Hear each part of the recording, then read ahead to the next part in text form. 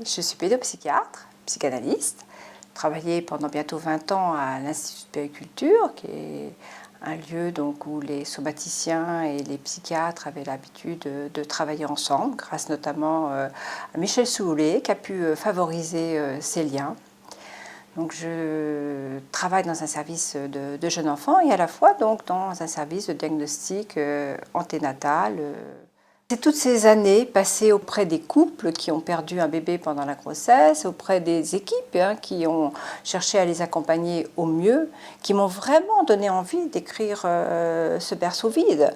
Je me suis rendu compte de cette grande souffrance qu'avaient les parents et que personne dans la société ne la reconnaissait vraiment, et que ça pouvait avoir des conséquences très importantes sur toute leur vie, sur la fratrie, sur les grossesses suivantes, sur les enfants à venir, que j'ai vraiment eu envie de parler de leur souffrance et puis de parler de tout le travail que faisaient les équipes et puis de mes propres réflexions aussi qui sont nées au fil des années, avec les échanges aussi avec mes collègues. J'ai aussi une pratique libérale à Paris, où je reçois donc ces couples qui ont perdu un bébé, puis également des adultes qui étaient nés après un bébé mort. C'est des adultes qui cherchent désespérément leur place depuis qu'ils sont tout petits, qui ont l'impression de jamais satisfaire leurs parents et puis ensuite leur conjoint ou leur supérieur hiérarchique. Enfin, ils ont l'impression de jamais avoir une vraie existence. Alors certains s'en sont mieux tirés que d'autres, comme certains peintres, Vincent Van Gogh, ou des sculpteurs comme Camille Claudel, mais enfin à quel prix? À quel prix? Et d'autres ne s'en remettront jamais, quoi. Ce livre, je l'ai écrit comme je travaille, c'est-à-dire à la fois en pensant aux parents et aux équipes que je côtoie. Et il s'adresse tout naturellement aux pères, aux mères bien entendu, mais aussi aux grands-parents qui sont toujours impliqués dans ces situations, dans ces drames, à toute la fratrie, et puis aux professionnels, alors que ce soit les professionnels du corps qui sont directement en contact des parents dans un premier temps, les sages-femmes bien entendu, les auxiliaires de puériculture, les infirmières, les obstétriciens, les échographistes, mais aussi les professionnels de la psyché bien entendu, les psychologues, les psychiatres, les pédopsychiatres, enfin toutes les personnes qui peuvent donc rencontrer ces parents à un moment ou à un autre de leur parcours. Un bébé, ça représente beaucoup de choses, le projet de bébé.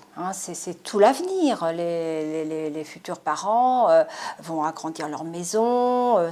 Des mamans ont pensé arrêter leur travail pendant un certain temps.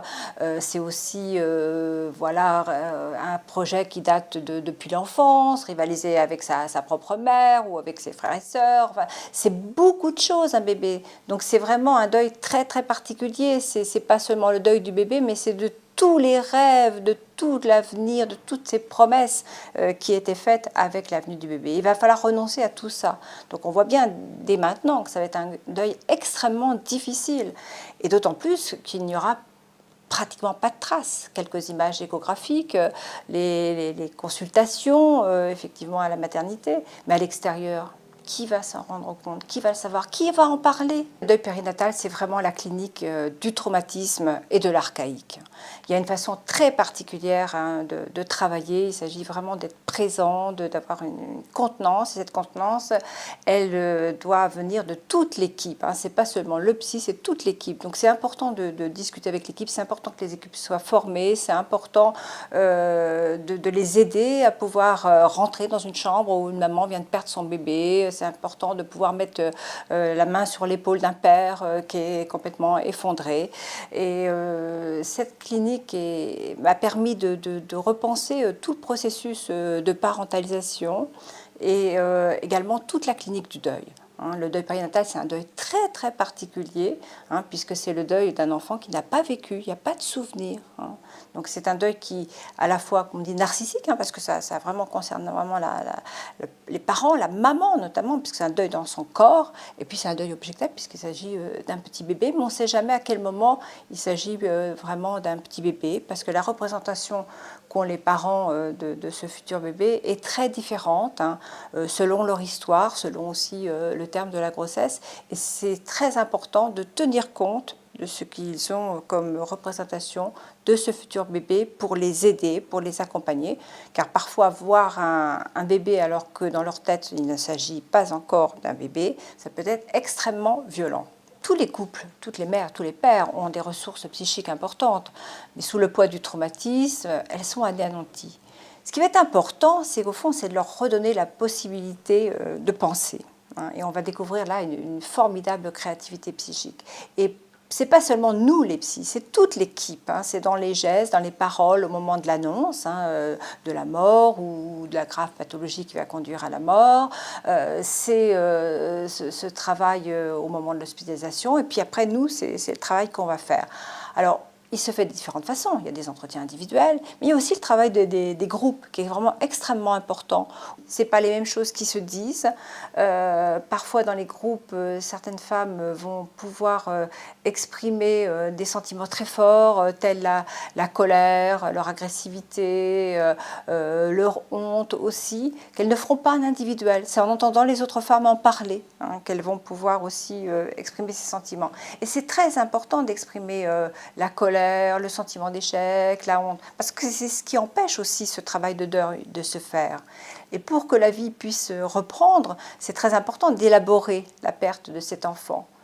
C'est extrêmement important de pouvoir accompagner ces couples. Des couples réagissent d'une manière différente. Certains vont en parler beaucoup et ça va devenir complètement envahissant pour toute leur vie et ils ne vont pas pouvoir investir d'autres projets ou d'autres enfants à venir. D'autres, au contraire, vont plus du tout en parler, vont même plus y penser. Ça va s'encrypter complètement. Qu'est-ce que ça va devenir dans les générations futures ? On l'ignore totalement. On ne sait pas ce qui va se passer. Et ce dont je me suis aperçue, c'est que finalement, quand on accompagnait bien ces couples, quand ils pouvaient y avoir une reconnaissance de ce qu'ils avaient vécu, de ce bébé, eh bien les mères pouvaient se mettre à réinvestir la vie. Il y avait une partie d'elles endeuillée et une partie d'elles tournée vers d'autres projets. Elles n'ont pas besoin de porter en permanence la mémoire de cet enfant, puisque c'est reconnu, puisqu'il est reconnu, puisqu'on peut en parler. Et ça, c'est extrêmement important. Et moi, je me suis aperçue de l'extrême créativité, la grande créativité psychique de tous ces couples, de toutes ces mères. C'est absolument extraordinaire. Comment la vie peut repartir avant et beaucoup plus riche, me disent-ils très souvent.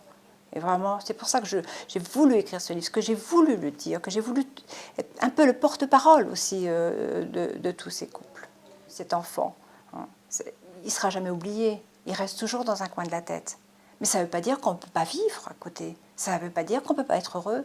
Ça ne veut pas dire qu'on ne peut pas avoir d'autres enfants et qu'on ne peut pas être heureux avec les enfants qui étaient déjà là. La vie ne s'arrête pas pour autant.